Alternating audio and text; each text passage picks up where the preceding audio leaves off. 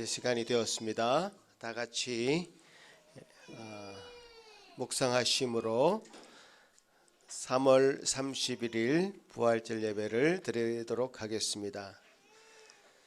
우리 도움은 천지를 지으신 여호와 이름에 있도다. 아멘. 부활이요 생명이 되시는 거룩하신 하나님 아버지, 우리에게 참 부활의 소망을 허락하시어서 이 땅 가운데 참 죽음에 뒤덮여 있는 이 땅의 암흑한 세상에 살고 있으면서도 참 생명의 소망을 보고 그 안에 거하게 하시고 살게 하신 은혜를 허락하여 주심에 감사드립니다. 주님 주시는 은혜 가운데 예배하게 하시고 이 예배를 통하여 우리 주님께서 부활하셨음을 다시 한번 확인하게 하시고 또 부활의 생명 소망을 받아 부활의 능력을 가지고 살아가는 저희 성도들 다 될 수 있도록 도와주시옵소서. 감사하고 예수님 이름으로 기도합나이다. 아멘. 다 같이 일어나서 주님 앞에 찬송 드리겠습니다.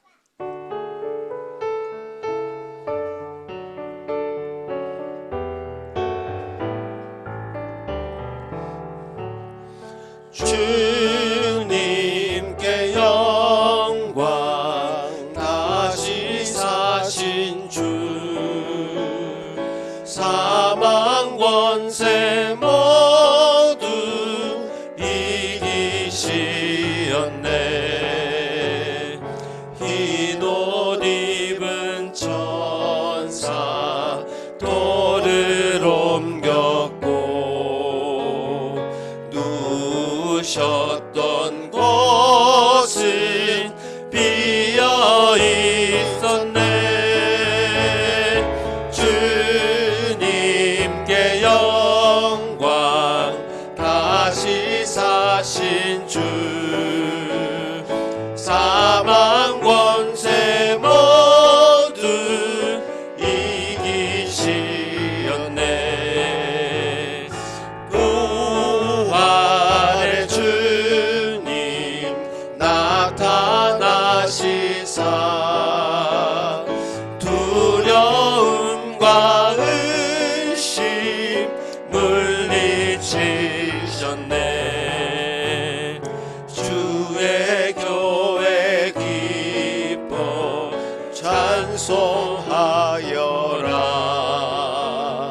다시 사신 주님 죽음 이겼네. 주님께 영광, 다시 사신 주,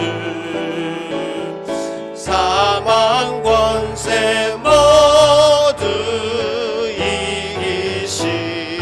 이기시었네. 생명의 임금 영광의 주님, 주님 없는 삶은 헛될 뿐이라. 주의 사랑으로 세상 이기고 요단 건너 본향 가게 하소서. 주님께 영광, 다시 사신 주, 사망 권세 모두 이기시었네. 사도신경으로 우리의 신앙을 고백합니다. 전능하사 천지를 만드신 하나님 아버지를 내가 믿사오며 그 외아들 우리 주 예수 그리스도를 믿사오니 이는 성령으로 잉태하사 마리아에게 나시고 본디오 빌라도에게 고난을 받으사 십자가에 못 박혀 죽으시고 장사한 지 4일 만에 죽은 자 가운데서 다시 살아나시며 하늘에 오르사 전능하신 하나님 우편에 앉아 계시다가 저리로서 산 자와 죽은 자를 심판하러 오시리라. 성령을 믿사오며 거룩한 공회와 성도가 서로 교통하는 것과 죄를 사하여 주시는 것과 몸이 다시 사는 것과 영원히 사는 것을 믿사옵나이다. 아멘. 십계명 낭독합니다. 하나님이 이 모든 말씀으로 말씀하여 이르시되 나는 너를 애굽 땅 종되었던 집에서 인도하여 낸 내 하나님 여호와니라. 제1은 너는 나 외에 다른 신들을 내게 두지 말라. 제2는 너를 위하여 새긴 우상을 만들지 말고 또 위로 하늘에 있는 것이나 아래로 땅에 있는 것이나 땅 아래 물속에 있는 것에 어떤 형상도 만들지 말며 그것들에게 절하지 말며 그것들을 섬기지 말라. 제3은 넌 내 하나님 여호와의 이름을 망령되게 부르지 말라. 제4는 안식일을 기억하여 거룩하게 지키라. 제5는 내 부모를 공경하라. 제6은 살인하지 말라. 제7은 간음하지 말라. 제8은 도둑질하지 말라. 제9는 내 이웃에 대하여 거짓 증거하지 말라. 제10은 내 이웃의 집을 탐내지 말라. 아멘. 이제 자리에 앉으셔서 우리가 주님 앞에 우리 삶을 살아갈 때에 우리는 연약하기 때문에 언제나 죄의 유혹이 우리 가운데 있고 또 그 유혹에 쉽게 빠질 수밖에 없는 연약한 자들임을 인정해야 됩니다. 주님 앞에 나올 때마다 우리의 연약함을 용서해 달라고 주님의 긍휼을 구하는 기도를 여러분 하셔야 될 것입니다. 오늘 특별히 주님께서 허락하신 성찬을 준비하는 마음으로 오늘 찬양 같이 드리도록 하겠습니다.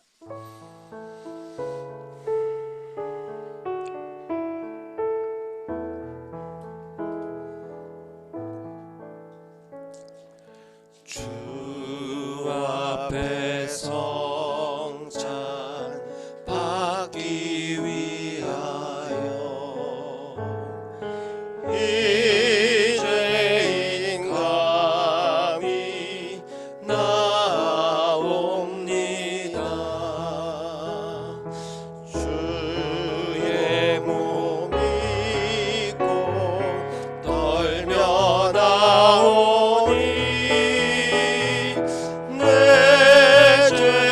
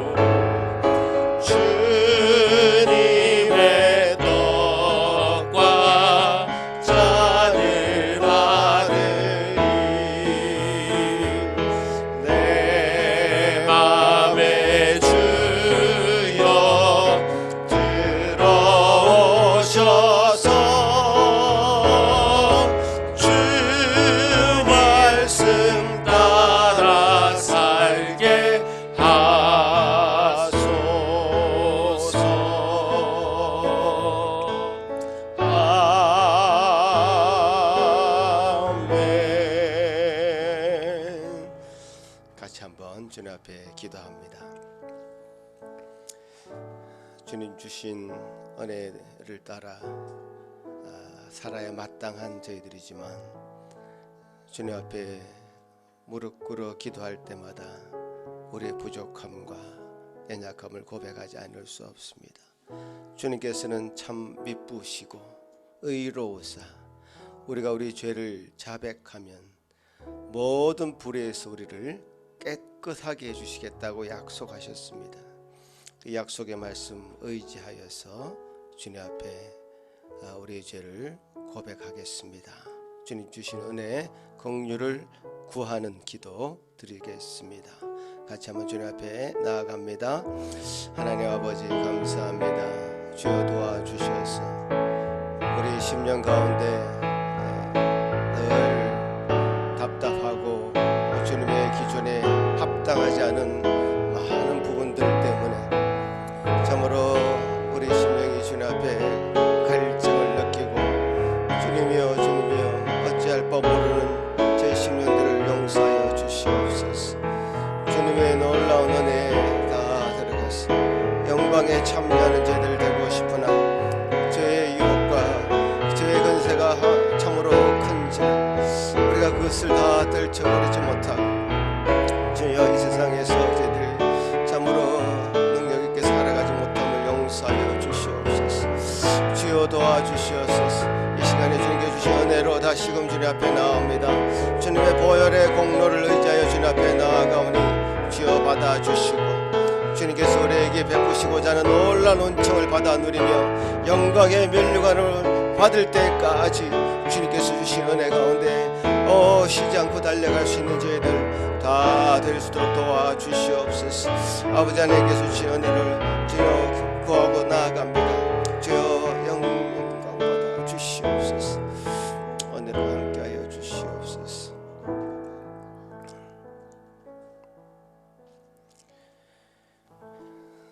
주기도문 고백합니다. 하늘에 계신 우리 아버지여 이름이 거룩히 여김을 받으시오며 나라가 임하옵시며 뜻이 하늘에서 이루어진 것 같이 땅에서도 이루어지이다. 오늘 우리에게 일용할 양식을 주시옵고 우리가 우리에게 죄 지은 자를 사하여 준 것 같이 우리 죄를 사하여 주시옵고 우리를 시험에 들게 하지 마시옵고 다만 악에서 구하시옵소서. 나라와 권세와 영광의 아버지께 영원히 있사옵나이다. 아멘. 이 시간에는 성찬을 나누도록 하겠습니다.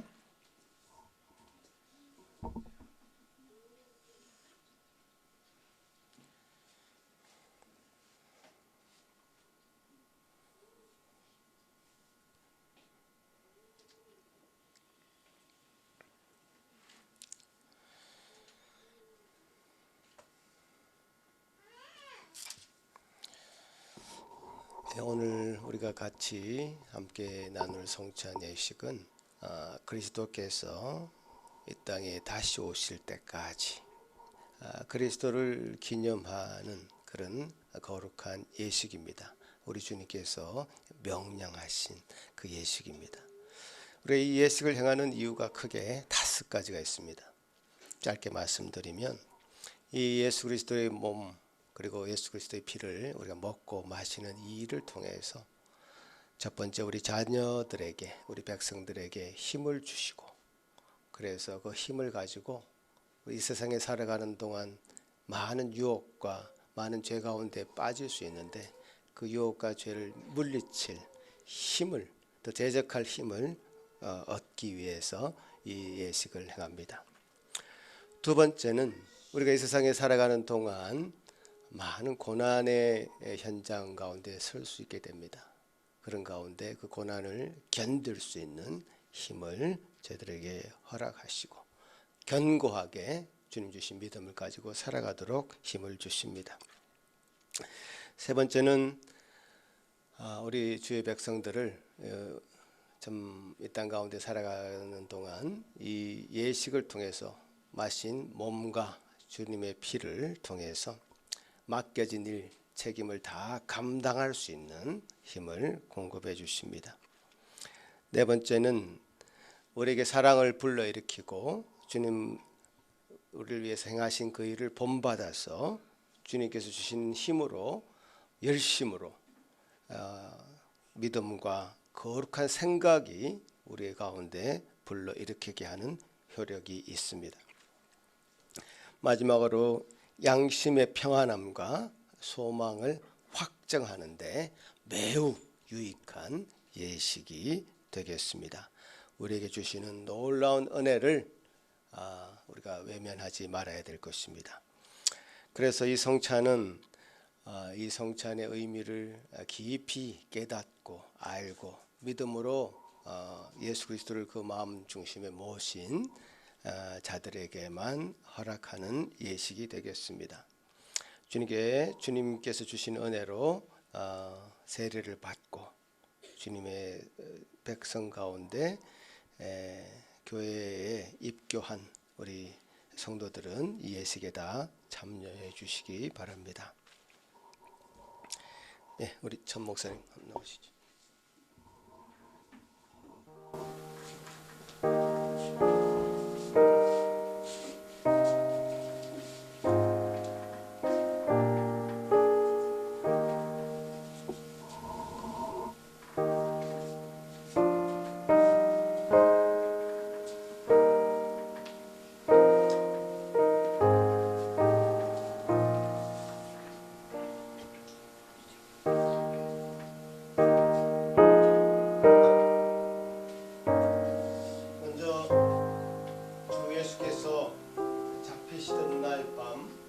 떡을 취하여 축사하시고 떼어 주셨으니 지금 그의 이름으로 이 떡을 나누어 주니 받아 먹으시오. 주께서 가라사대 이것이 나의 몸이라 너희를 위하여 준 것이니 이것을 행하여 나를 기념하라 말씀하셨습니다. 같이 한번 분별하기 전에 기도하겠습니다. 거룩하신 하나님 아버지, 우리를 위하여 지키신 그 몸 생각하며 이 떡을 받아 먹습니다. 주님께서 우리를 위하여 행하신 그 일을 기억하는 귀한 시간 되도록 도우시고 또 새 힘을 얻는 놀라운 은혜의 시간 되도록 도와주옵소서. 감사하고 예수님 이름으로 기도합나이다. 아멘. 이 떡을 하나씩 받고 잠깐 기다리시면 함께 먹도록 하겠습니다.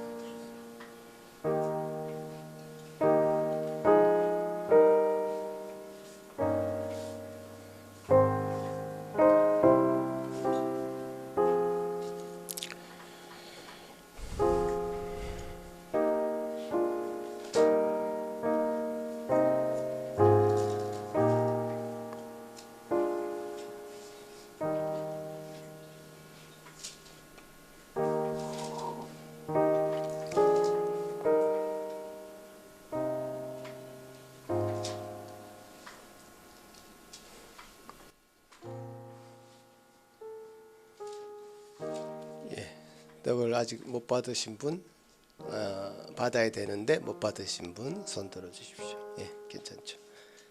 그러면 주님이 우리를 위해 지키신 몸입니다. 같이 이 몸 같이 먹도록 하겠습니다.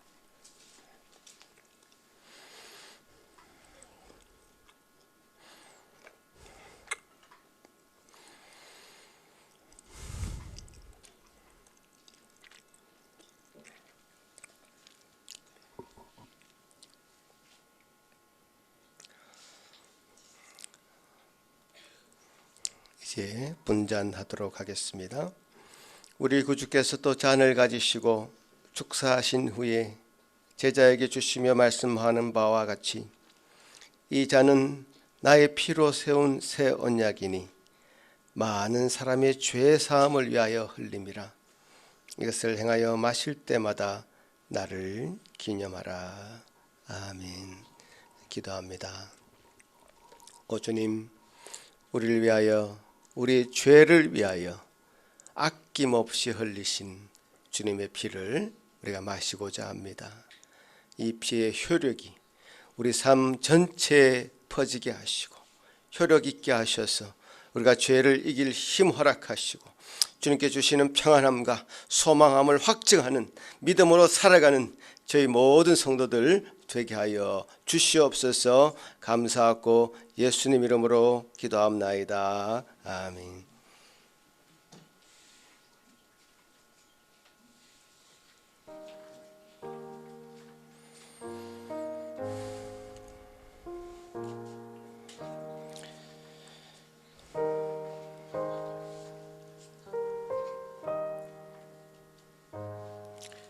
우리가 이 예식을 행하는 것은 그리스도를 따르고 그리스도를 순종하며 우리 생활 가운데 죄 짓는 것을 멀리하고 또 주님께서 주시는 은혜 가운데 날마다 살아갈 수 있도록 격려하는 것입니다.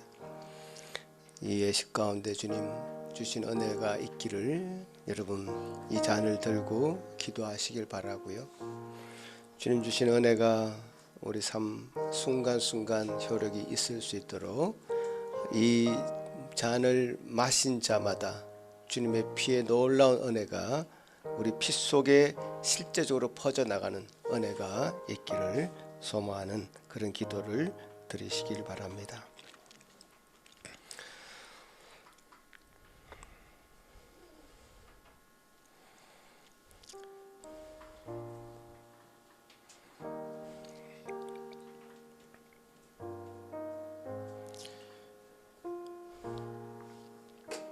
떡을 받으시고 잔을 받지 못하신 분 계십니까?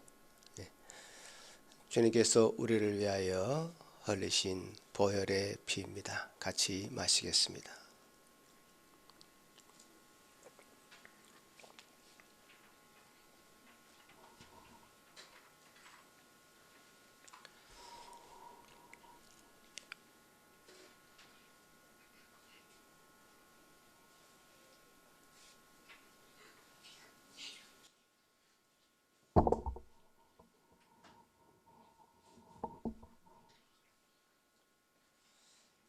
함께 기도합니다. 하나님 아버지 감사합니다. 이 성찬으로 말미암아 주어주신 그 풍성하신 은혜와 무한한 자비에 감사드립니다. 이 예식에 참여한 모든 성도들의 삶과 그 행실을 받아 주시옵소서. 성령의 은혜로 우리를 위해서 십자가에 달려 돌아가신 그분을 우리 인생의 주인으로 삼는데 주저하지 않게 하시옵고 그리스도 안에서 행하여 이미 받은 구원의 은혜나 앞으로 받을 영광의 면류관을 빼앗을 자가 없는 줄 아오니 악한 자의 위협이나 시험에 굴복하지 않게 하옵소서. 우리의 은행이 복음에 합하게 하시며 예수의 생명이 우리 삶에 드러나게 하옵소서. 그리하여 그리스도의 빛을 사람들에게 비치는 자들 되게 하옵시며 우리의 선행을 보고 하늘에 계신 아버지께 영광을 돌리게 하시옵소서. 그리하여 그리스도께서 피로 값주고 사신 이 교회를 세워가는 거룩한 성도들 되게 하옵소서. 우리를 위하여 피 흘려 죽으시고 부활하시어 산 소망을 주시는 그리스도 예수님 이름 받들어 간절히 기도하옵나이다. 아멘.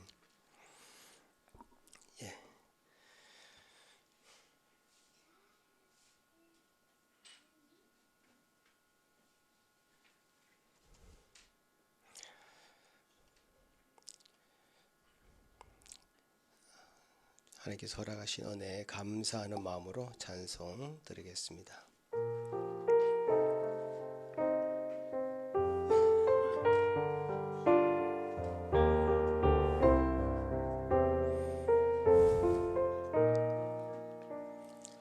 하늘의 찬송이 들리던 그날 죄악이 가득한 그날 밤에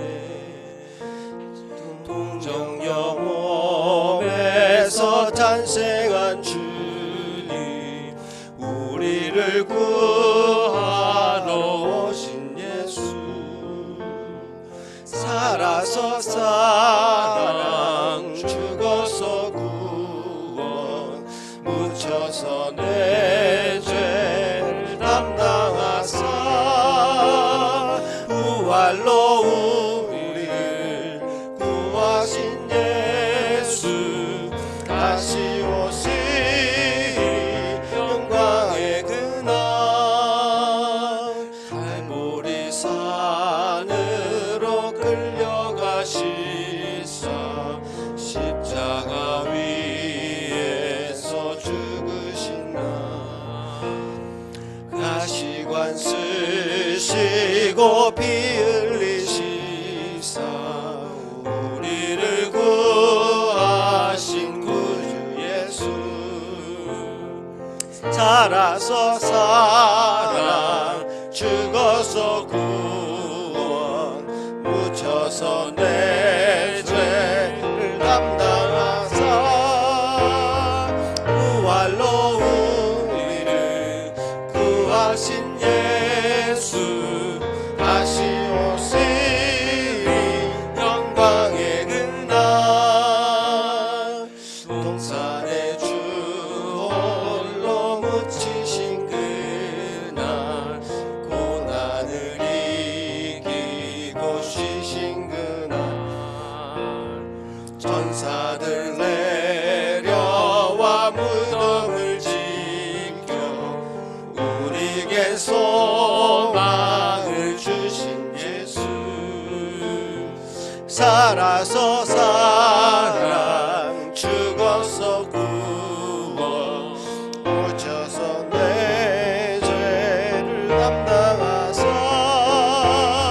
부활로 우리를 구하신 예수, 다시 오시리 영광의 그날, 무덤이 예수를 못 가둔 그날, 임봉한 그 돌이 굴러간 날, 죽음의 권세를 깨뜨린 주님, 하늘에 오르신 예수의 주, 살아서 사랑, 죽어서 구원, 묻혀서 내 죄 담당하사 부활로 우리를 구하신 예수, 다시 오시리 영광의 그날,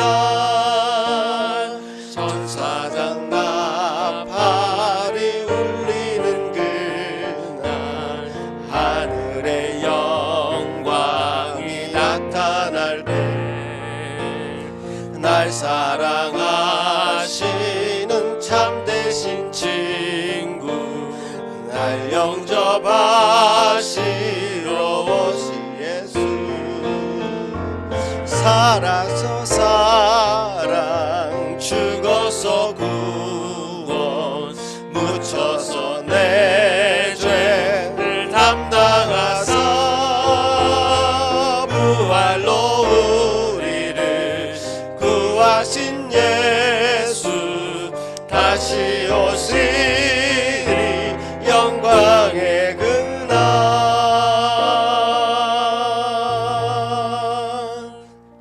부활절 교도하시겠습니다. 내가 받은 것을 먼저 너희에게 전하였노니 이는 성경대로 그리스도께서 우리 죄를 위하여 죽으시고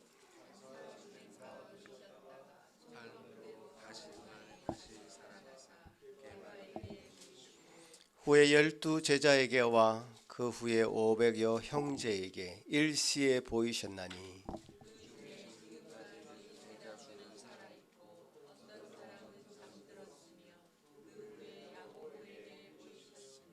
그 후에 모든 사도에게와 맨 나중에 만삭되지 못하여 난 자 같은 내게도 보이셨느니라.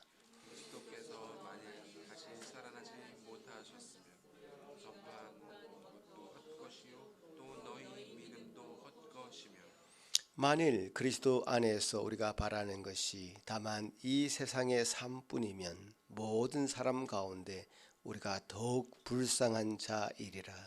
그러나 이제 그리스도께서 죽은 자 가운데서 다시 살아나사 잠자는 자들의 첫 열매가 되셨도다. 아멘. 이 시간에 이찬욱 전사님 예배를 위해서 기도하실 때에 다 같이 한 마음으로 기도하시겠습니다. 만물을 창조하시고 다스리시고 당신의 뜻대로 섭리하시는 아버지 하나님, 헤아릴 수 없는 사랑으로 당신의 자녀들을 택하여 주시고 이 보잘것없는 인생들을 하나하나 굽어 살펴주사 이렇게 복된 자리까지 나아오게 하여 주심에 감사드리옵나이다. 또한 당신의 독생자 그리스도를 보내주시고 우리의 모든 죄책을 대신 다 갚게 하시고 우리의 부활과 생명이 되게 하사 교회의 머리로 삼아주신 그 놀라운 역사하심에 모든 영광과 감사와 찬양을 올려드리옵나이다. 아멘. 실로 그리스도께서 죽으시고 부활하지 않으셨다면 우리의 모든 것이 헛되고 헛될 뿐임을 잊지 않게 하여 주시고 부디 이 귀한 진리가 당신의 모든 자녀들의 마음에 사무치도록 깊이 새겨지게 하사 진실로 거듭난 자답게 새로운 피조물답게 거룩한 사한제물로 드려지는 영광스러운 삶을 살게 하여 주시옵소서. 그렇게 새겨질 진리의 말씀을 선포하실 목사님께 은혜의 은혜를 더하사 그리스도의 심장에서 나오는 사랑으로 온전한 말씀을 전하게 하시고 목마른 자들이 생명수를 사모하듯이 천국의 진리를 사모하는 모든 성도가 기쁨으로 말씀을 받아들이게 하여 주시옵소서. 그렇게 온 교회가 예배 가운데 부활 생명을 맛보게 하시고 예배를 넘어서 삶의 지경에서도 동일한 은혜를 경험하며 실로 하나님께서 참 하나님이시요 그리스도만이 우리의 소망이 되신다는 것을 확신하는 거룩하고 성숙한 지체들로 자라가길 간절히 소원하옵나이다. 그렇게 자라가고자 하는 거룩한 열망이 우리 모두의 소망이 되어서 옛 세상 가운데서 옛 사람에게 휘둘리는 것이 아니라 참된 세상에서 부활한 새 생명으로 힘있게 살아가는 모든 성도들이 되게 하여 주시옵소서. 지금 드리는 이 예배로 그 세상 가운데 또 한 걸음 깊숙이 내딛기를 소원하오며 이 모든 말씀 우리를 위해 죽으시고 부활하신 구주 예수 그리스도의 이름으로 기도드리옵나이다. 아멘.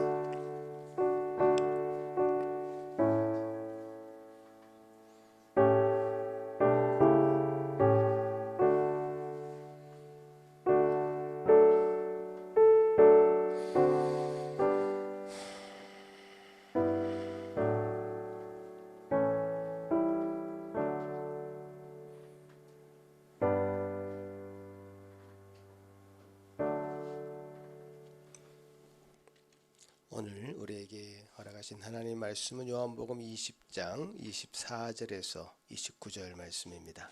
제가 봉독에 올리겠습니다. 12 제자 중에 하나로서 디두모라 불리는 도마는 예수께서 오셨을 때에 함께 있지 아니한지라. 다른 제자들이 그에게 이르되 우리가 주를 보았노라 하니 도마가 이르되 내가 그의 손에 못자국을 보며 내 손가락을 그 못자국에 넣으며 내 손을 그 옆구리에 넣어보지 않고는 믿지 아니하겠노라 하니라. 여드레를 지나서 제자들이 다시 집 안에 있을 때에 도마도 함께 있고 문들이 닫혔는데 예수께서 오사 가운데 서서 이르시되 너희에게 평강이 있을지어다 하시고 도마에게 이르시되 내 손가락을 이리 내밀어 내 손을 보고 내 손을 내밀어 내 옆구리에 넣어보라. 그리하여 믿음 없는 자가 되지 말고 믿는 자가 되라. 도마가 대답하여 이르되 나의 주님이시요 나의 하나님이시니이다. 예수께서 이르시되 너는 나를 본고로 믿느냐? 보지 못하고 믿는 자들은 복되도다 하시니라. 아멘. 우리 어린이들 앞으로 나와주세요.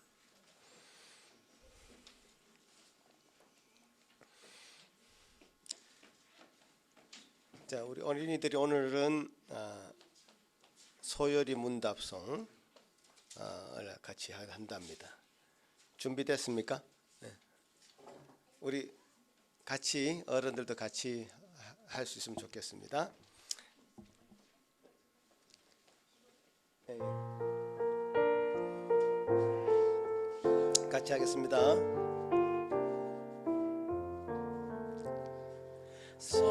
성경이 주로 가르치는 것은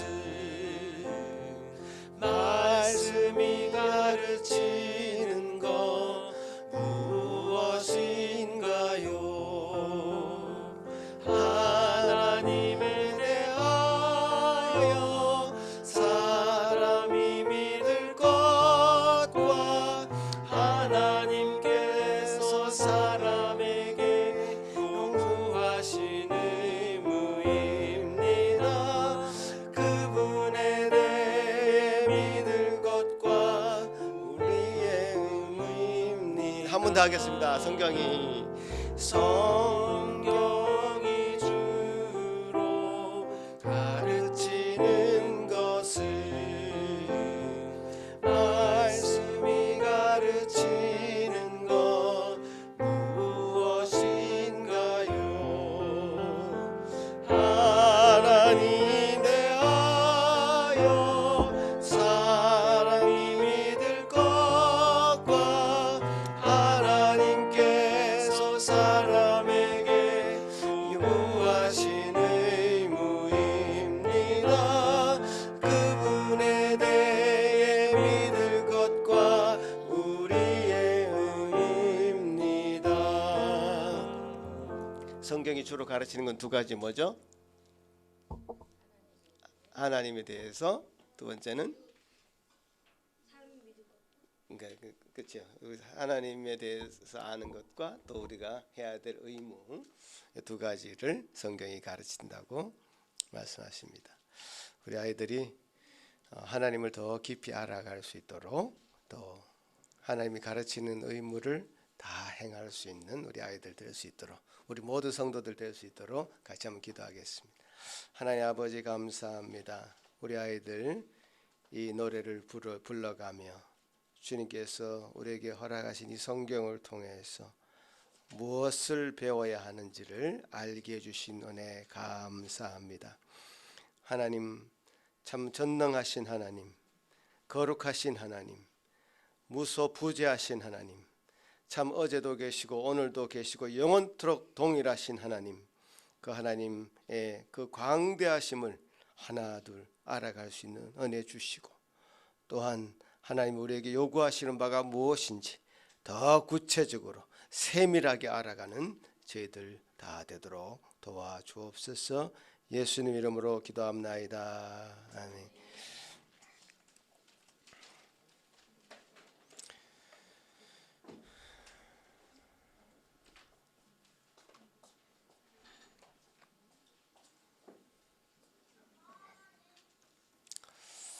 네, 오늘 요한복음 20장 말씀 여러분 읽었는데요.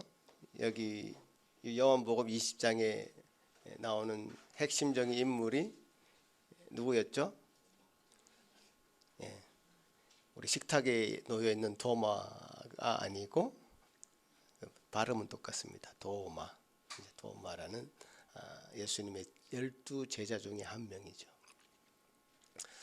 그래서 이 도마에 대해서 기록이 되어 있는데, 제가 개인적으로 성경에 여러 인물들이 있지만 도마와 같은 이 캐릭터가 좀 좋아하는 인물 중에 한 사람입니다.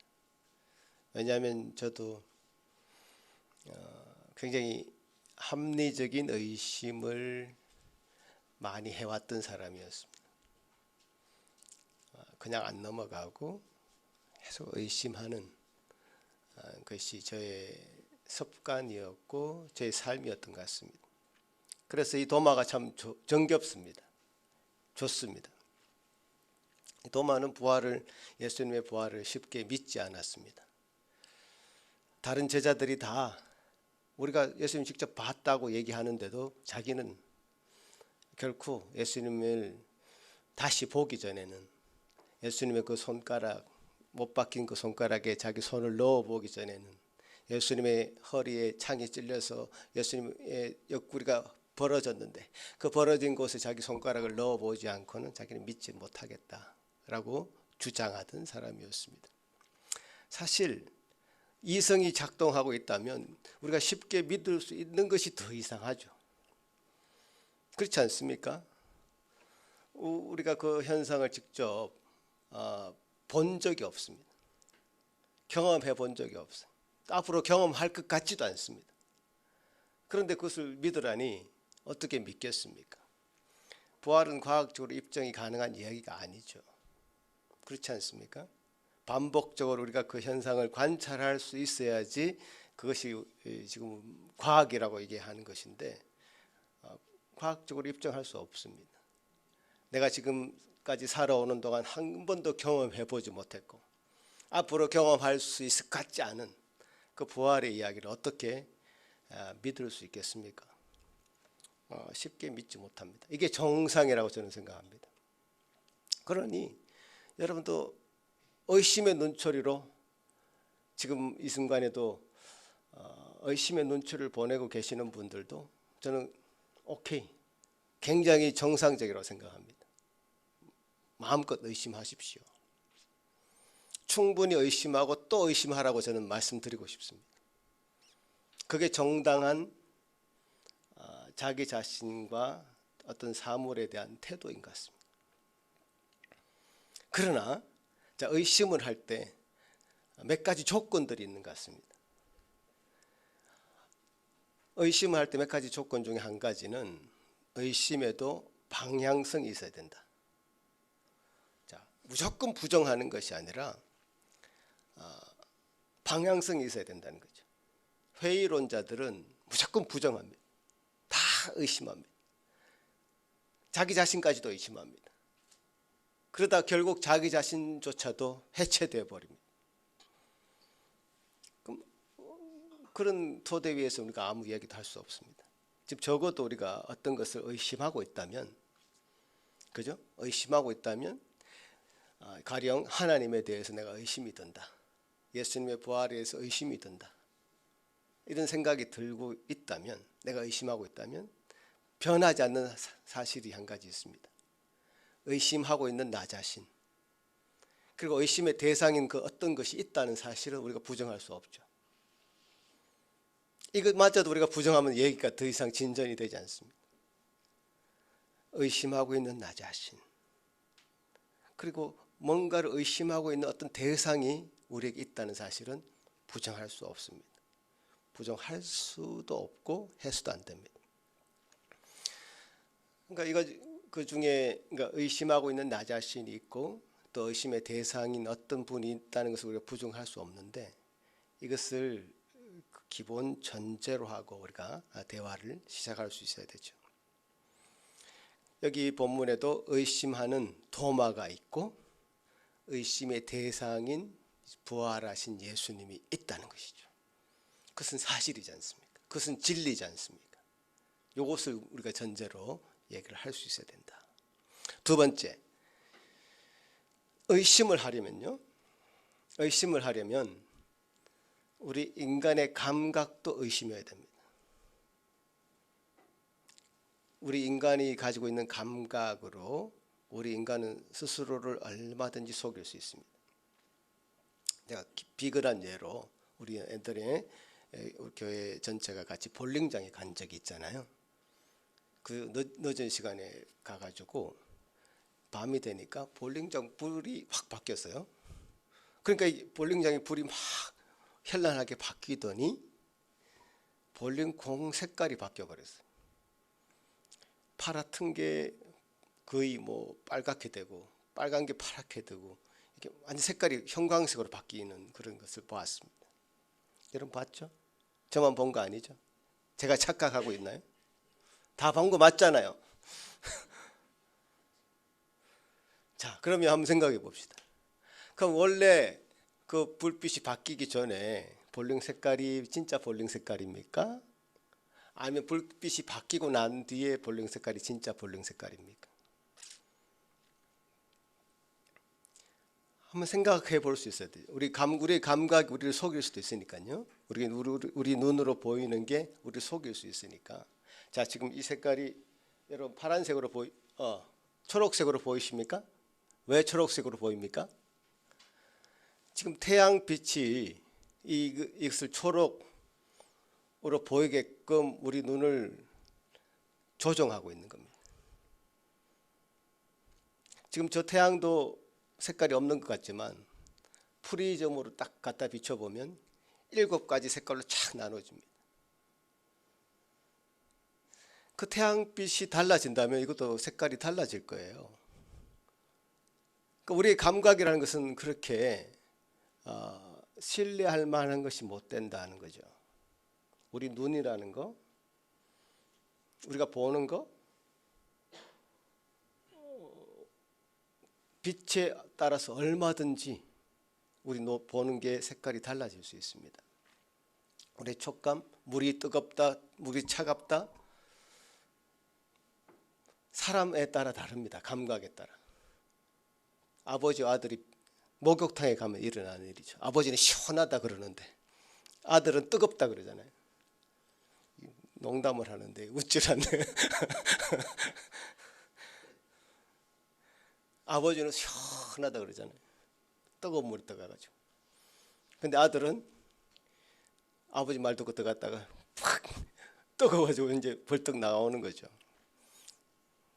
그러면서 하는 말이 세상에 믿을 X 하나도 없다. 뭐 이렇게.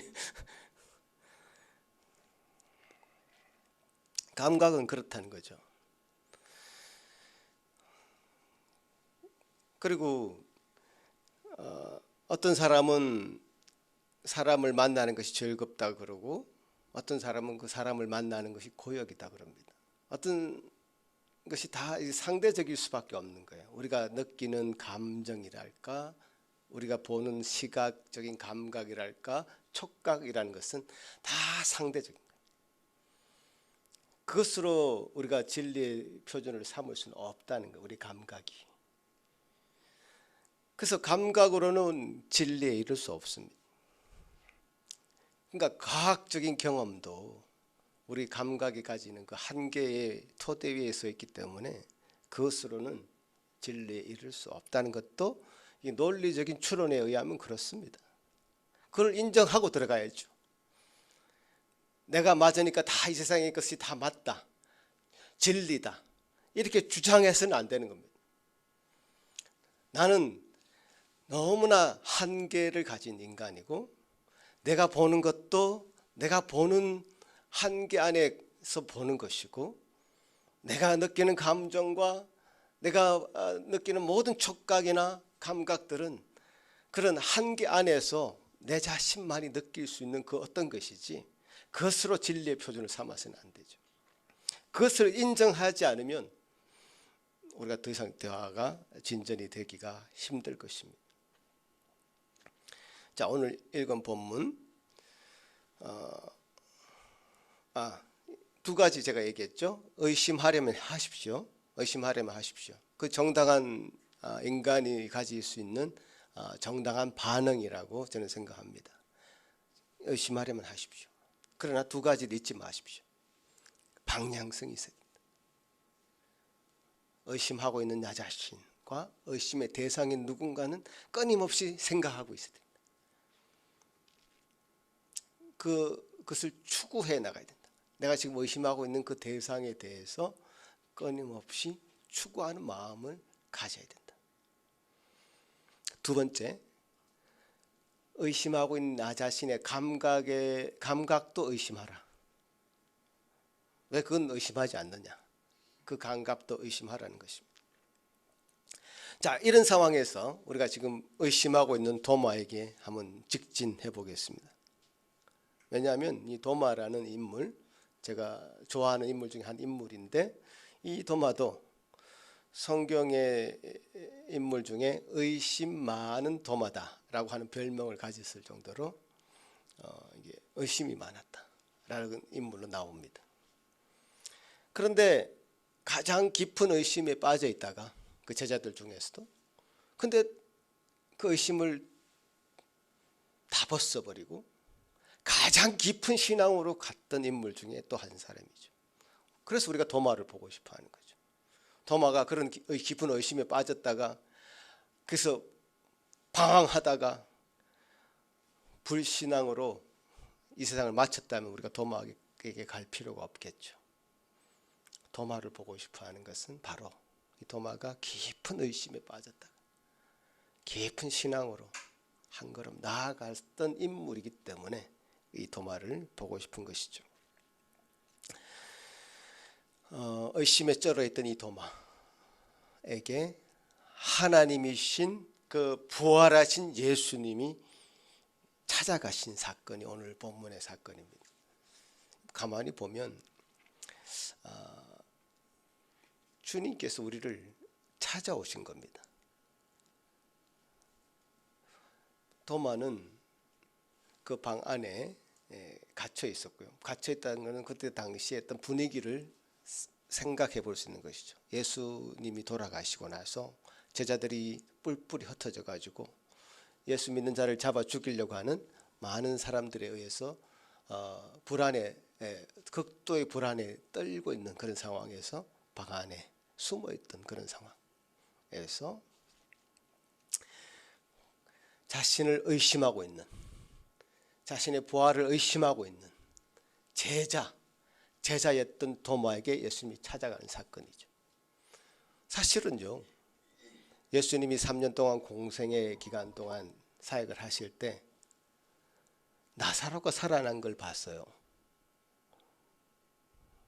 나사로가 죽었다 살아난 것을 봤단 말이에요. 그리고 많은 병들이 고쳐지는 기적도 경험했어요. 물이 포도주로 바뀌는 기적도 경험했고요. 귀신 들린 사람들의 귀신이 쫓아나가는 그런 사건도 봤고요.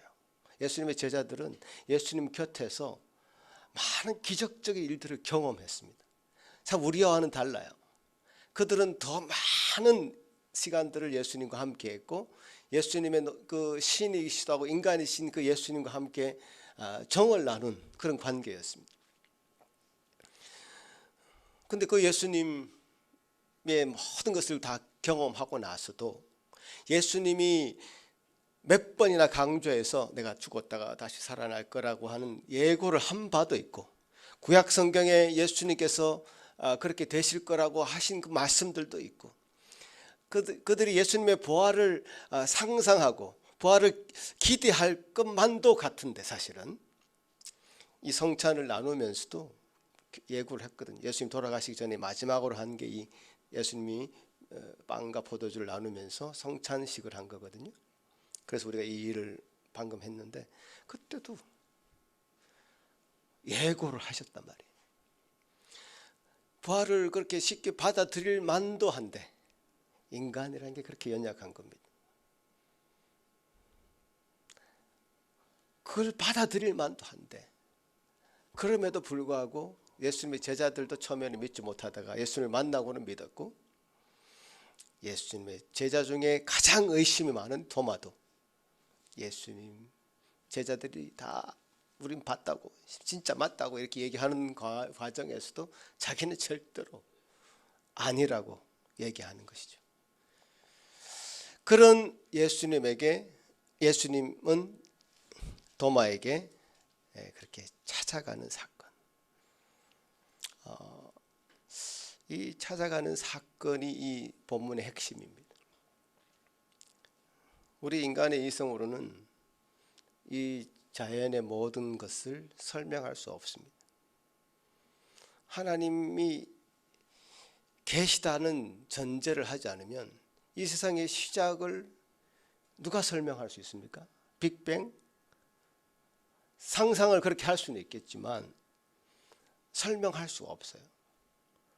하나님이란 존재, 지적인 존재가 이 땅에 시작하기 전에 누군가가 인격적인 존재가 계시지 않았다면 이 세상에 이 사람이란 존재, 인격이라는 존재, 동물과는 너무 비교되는 그냥 하나님을 닮은 하나님의 형상을 닮은 이 인간이라는 존재를 설명할 수가 없어요. 이성의 잣대로만 살아왔던 우리에게 하나님이 그렇게 나타나신 것이죠. 이성으로만 예수님의 부활을 부인했던 이 도마에게 나타났듯이 주님께서 우리 앞에 어느덧 나타나신 것이죠. 그것은 사실 신비라고 할 수 있죠. 신비. 신비라는 것은 우리 이성으로 판단할 수 없는, 이성을 넘어선 그 어떤 일을 신비라고 하죠. 예수님이 부활하신 예수님이 도마에게 나타난 것도 신비고요.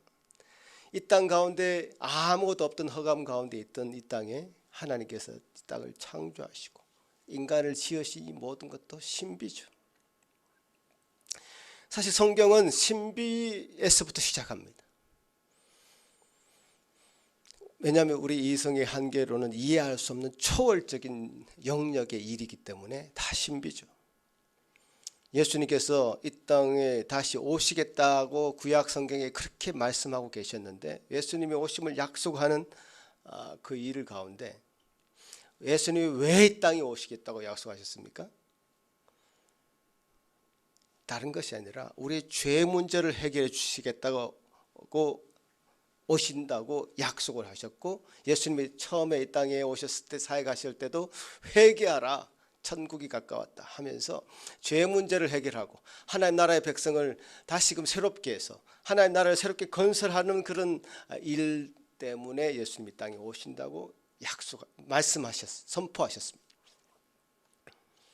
그렇다면 죄라는 거, 이건 너무 추상적인 개념 아닙니까, 여러분? 죄. 여러분, 죄라고 하면 눈에 보입니까, 그게? 죄의 증상들은 나타날 수 있어요. 그 죄의 증상, 죄가 있음으로 해서 마음이 불안하다든가 떤다든가 병에 걸린다든가 죄로 인한 많은 일들이 이 땅에 해픈하잖아요. 그 죄의 증상을 보고 죄는 알 수 있으나 죄라는 거, 이게 뭐가 죄죠? 아까 전에 우리가 회개 기도하고 그랬는데 무슨 죄를 여러분이 지으셨습니까? 죄라는 것도 기준이 없으면 하나님의 그 신비, 그러니까 하나님이 계시지 않으면, 하나님을 만나지 않으면 죄라는 신비도 알 수가 없는 거예요, 사실. 내가 무슨 죄를 지었냐? 누가 죄를 회개하라 그러면 자기는 의식적으로 나는 죄 지은 것이 없는데, 착한 일만 해오고 살은 같은데 라고 의식적으로만 생각하는 사람은 자기 보고 죄인이라고 하면 화냅니다. 내가 무슨 죄를 지었냐고. 도둑질한 일도 없고 감옥에 갈 만한 일을 한 적이 없는데 왜 나보고 죄인이라 그러냐, 이렇게 얘기합니다. 그 죄도 이성의 잣대로 생각해서 과학적으로 경험된 죄만 정의하면 죄인이라고 스스로를 인정하기 힘들어집니다. 하나님에 대한 의식이 있어야지 하나님의 기준에 벗어난 것을 우리가 죄라고 정의할 수 있죠. 하나님이란 신비를 우리가 받아들이지 않고 죄라는 것도, 그 다음엔 죄라는 것도 받아들이기가 힘들어집니다.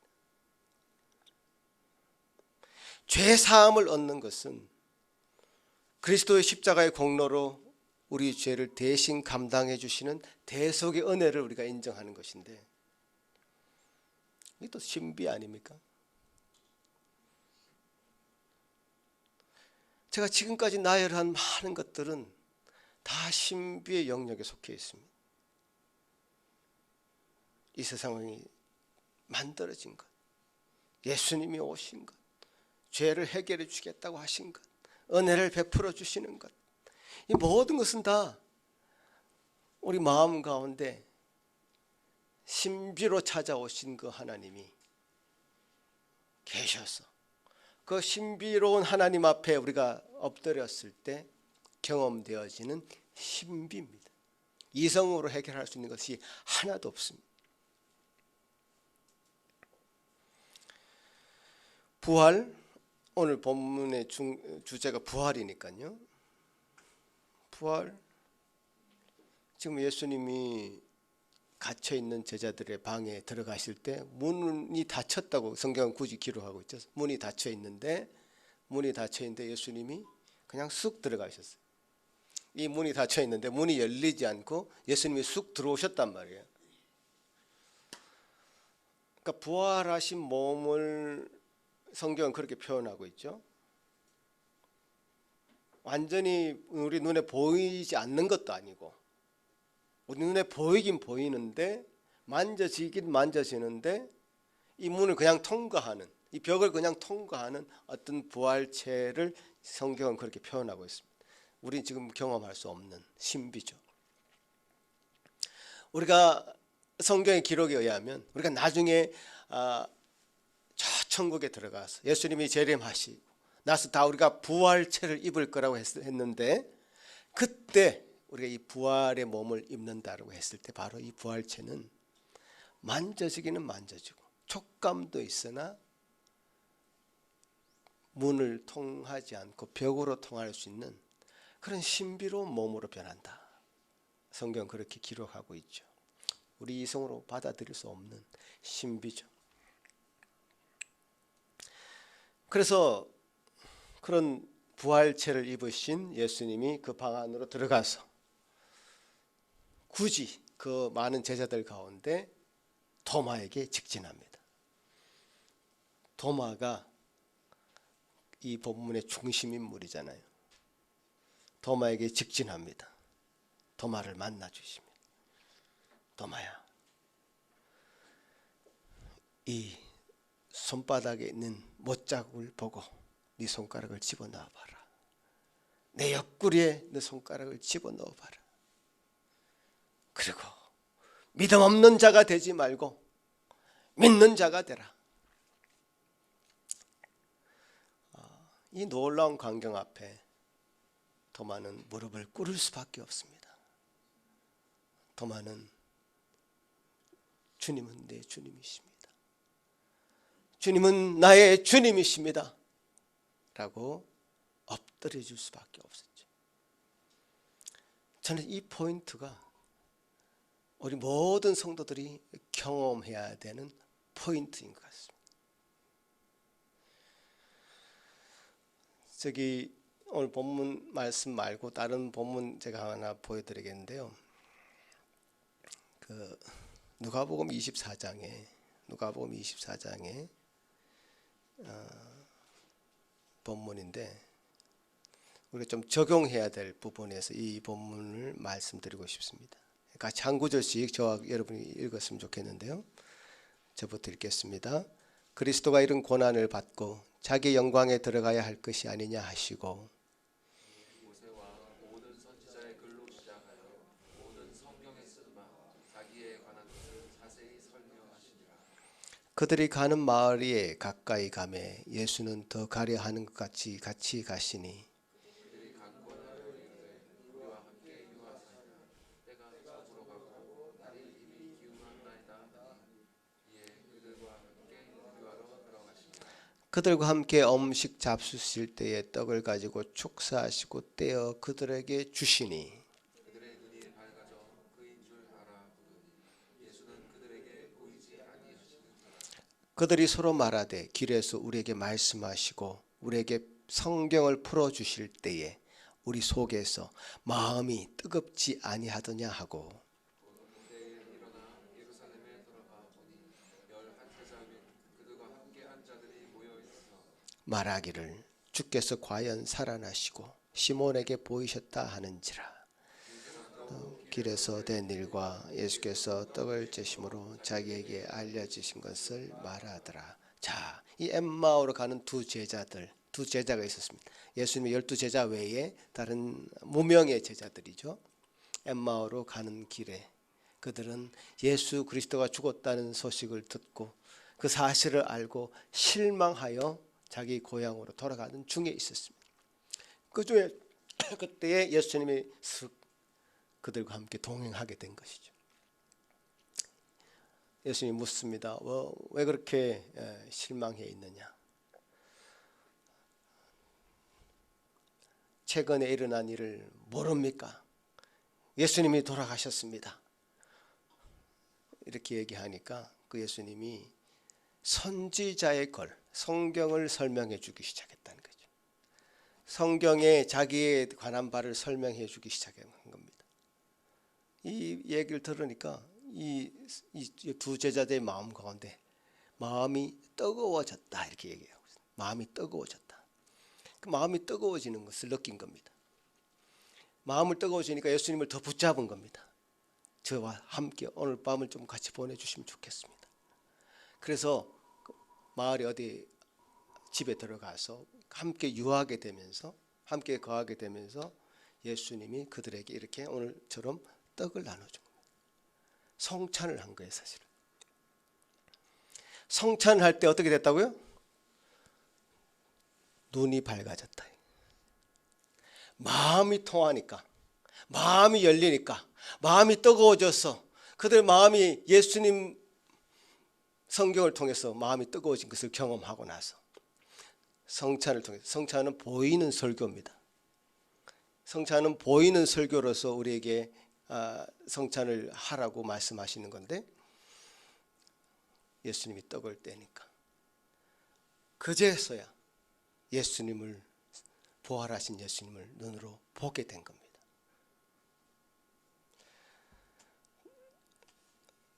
이건 놀라운 하나님의 신비가 우리 인간을 만나는 그 장면이죠. 신비가 인간을 만나는 이 장면, 초월이 현실을 경험하는 목도하는 이 장면, 이 장면에서 핵심적인 내용은 그 마음입니다. 우리 마음이 확 뜨거워져서 성경을 통해서 우리에게 주신 이 놀라운 은혜로 말미암아 마음이 뜨거워졌어. 예수 그리스도를 우리 마음으로 받아들이고, 그래서 예수 그리스도를 눈으로 목도하게 되는, 보게 되는 그 일을 이 제자들이, 엠마오로 가는 이 제자들이 경험한 것입니다. 여러분, 우리가 그리스도의 십자가를 주로 많이 이제 얘기하죠. 그리스도의 십자가를 주로 많이 얘기하지만 결국 십자가 앞에 제자들은 다 도망가고 뿔뿔이 흩어질 수밖에 없었습니다.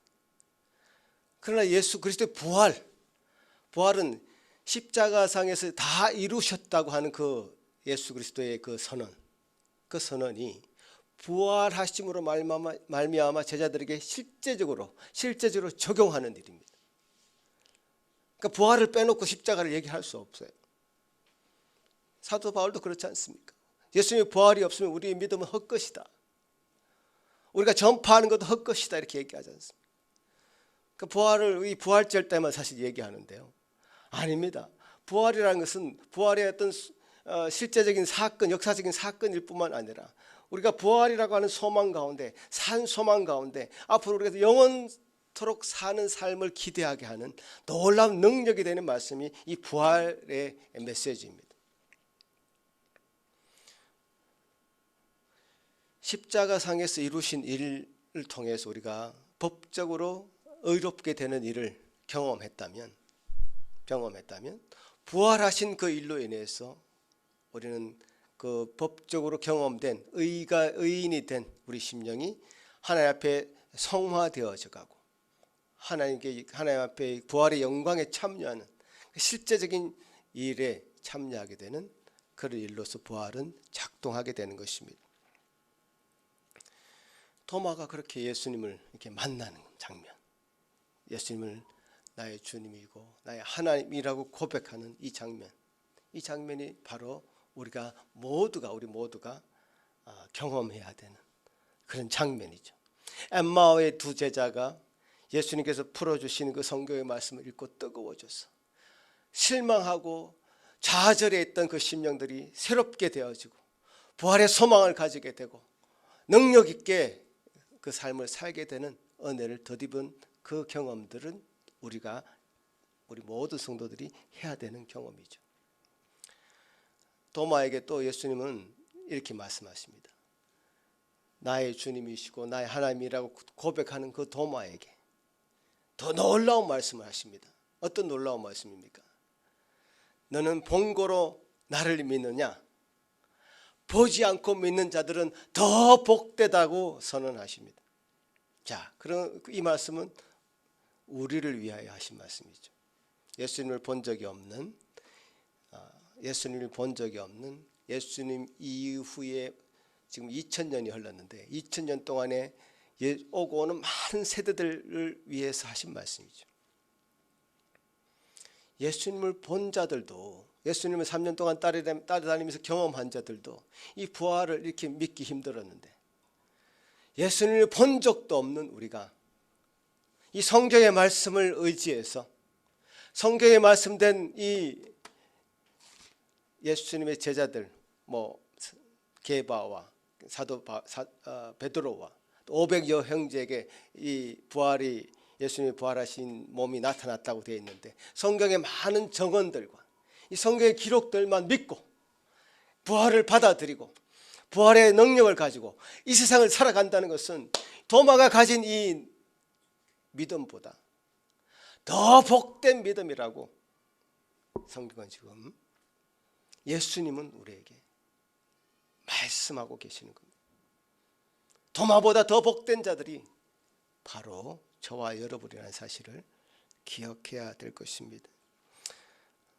예수님은 제자들을 시름에 빠뜨리기 위해서 돌아가신 게 아니었고,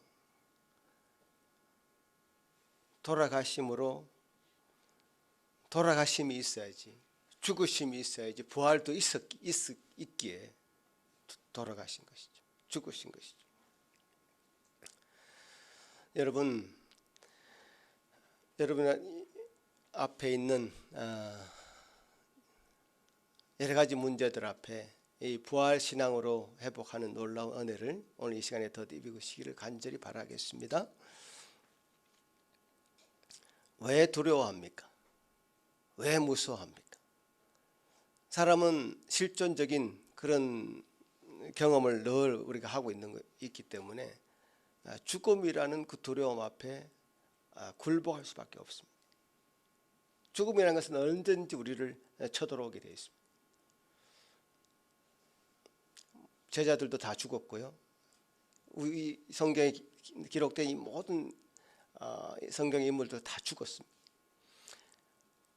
죽음이라는 것이 우리 앞에 늘 놓여 있기 때문에 사람들은 그 죽음 앞에 두려워할 수밖에 없는 그런 연약한 존재들입니다.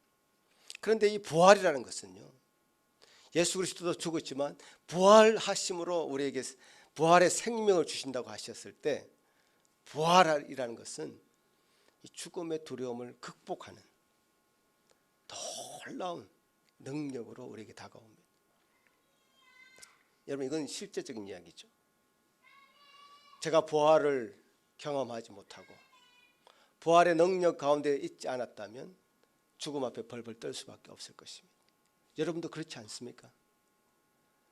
예수 그리스도께서 다시 살아나신 것처럼 우리가 죽은 이후에도 예수 그리스도를 놀라운 은혜 가운데, 예수 그리스도 다시 재림하실 때에, 그 영광 가운데 다시 이 땅에 다시 오실 때에 우리가 부활체가 되었어요. 그 주님을 영접하고 영원토록 주님을 모시고 영생하는 그 은혜를 허락하셨다고 하셨을 때, 이 죽음이라는 것은 맥없이 우리 앞에 물러가고 말 것입니다. 그 힘을 잃어버릴 수밖에 없습니다. 그래서 우리가 죽음을 조롱할 수 있는 것이죠. 사망아, 너 쏘는 것이 뭐냐라고 사망 앞에 호령할 수 있는 것이죠. 저는 그런 실제적인 부활의 능력이 우리에게 있어서 어떤 것도 두려워하지 않고 어떤 것도 무서워하지 않고 부활의 능력으로 힘있게 이 땅에 살아간다면, 그것이 예수님이 지금 도마에게 하신 본고로 믿느냐 보지 못하고 믿는 자는 더 복되다고 하신 이 약속의 말씀이 우리에게 실현되는 것이다. 저는 그렇게 믿습니다. 여러분도 그렇게 함께 믿으시겠습니까? 아멘. 네. 그런 믿음 가운데 부활의 능력을 가지고 살아가는 저와 여러분이 되시길 바랍니다. 기도합시다. 하나님 아버지 감사합니다. 오늘 부활절을 통해서 주님 부활하심을 다시금 상기하며 제자들에게 친히 찾아오셨던 그 주님, 특히 의심 많았던 깊은 의심 가운데 빠져 있었던 도마에게 찾아오신 그 예수님을 보게 하신 것 참 감사합니다. 도마가 무릎 꿇을 수밖에 없었고 수많은 예수님의 그 제자들, 죽음 앞에 벌벌 떨었던 그 자들이 예수님의 부활을 목격하고 죽음도 불사하며 그 생명을 주님을 위해서 바칠 수 있었던 그 제자들처럼 실망하고 좌절하던 엠마오 도상의 두 제자들,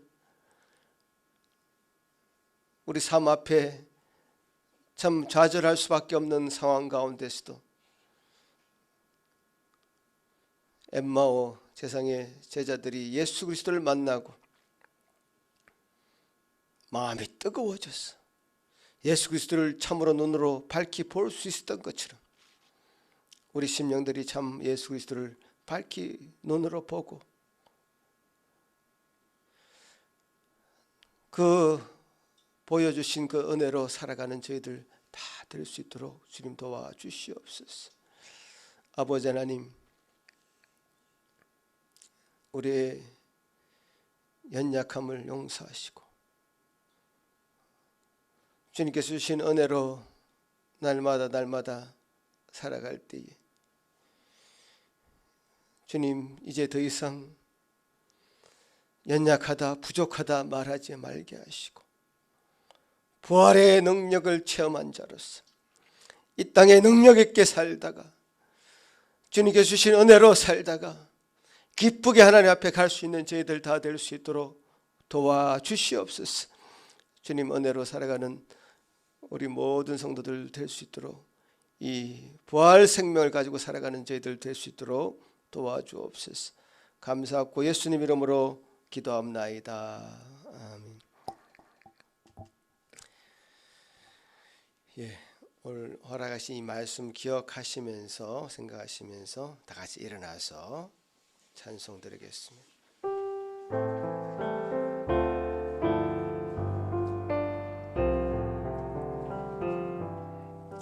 내 주님은 살아계셔 날 지켜주시니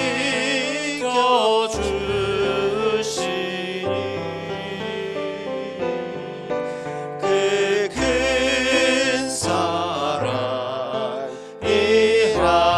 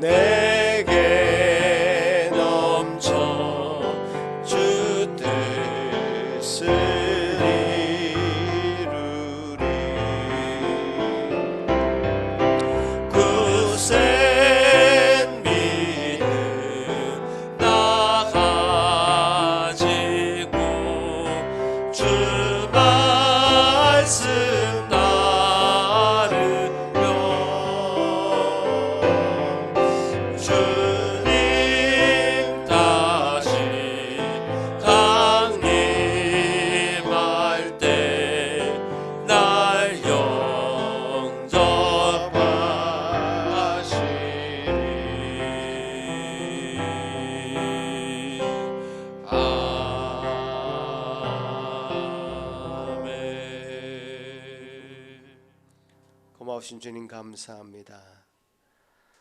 부활하셔서 살아나셔서 우리와 함께 하시고 우리를 지켜주시는 놀라운 은혜 감사를 드립니다. 주님, 우리가 그 은혜를 기억하며 이 자리에 나와서 또 예물로 주님 앞에 나아갑니다. 주님, 이것이 나의 것이 아니고 주님의 것임을 인정하며 또 주님을 위하여 영광된 삶을 살 수 있는 놀라운 우리 일생이 되기를 소원하며 감사하며 주 예수 그리스도의 놀라운 이름으로 기도드립니다. 아멘. 예, 자리에 앉으십시오.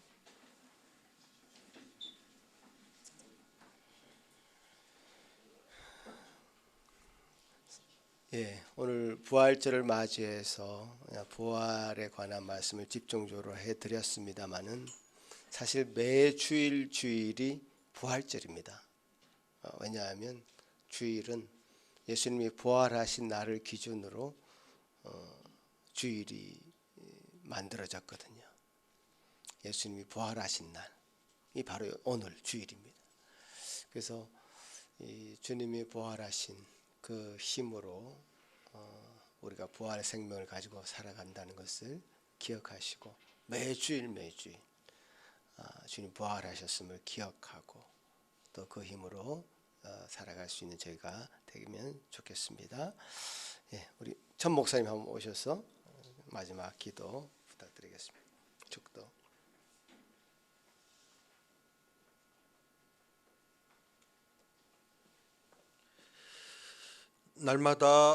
날마다 우리에게 하루하루를 주실 때마다 그날이 부활의 날이고 그날이 주님을 만나는 날이고 그날이 주의 음성을 들어야 되는 날임을 경험할 수 있도록 우리에게 허락하신 그날들을 기다리는 주의 백성들이 소망하며 기뻐할 수 있도록 주여 인도하여 주시옵소서.